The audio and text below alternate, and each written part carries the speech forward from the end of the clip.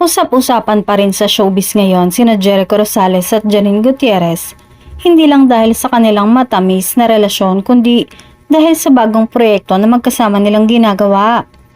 Kamakailan lang ay pinagdiwang nila ang kanilang unang anibersaryo sa El Nido at sabay ding nagpakilig sa mga fans nang maglakad sila sa red carpet ng preview ball bilang couple.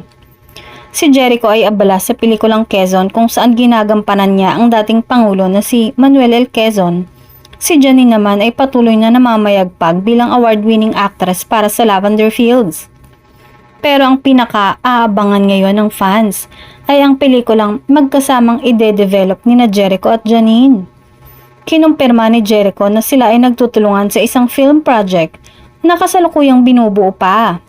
Wala pang ibinubunyag na detalye pero siguradong magiging espesyal ito dahil parehong involved ang dalawa sa paggawa.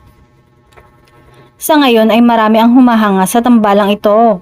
Hindi lang sa on-screen chemistry, kundi sa kung paano nila sinusuportahan ang isa't isa sa karera at sa totoong buhay. Isa silang patunay na kapag may respeto, tiwala at pagmamahal, parehong pwedeng umunlad ang puso at ang karera.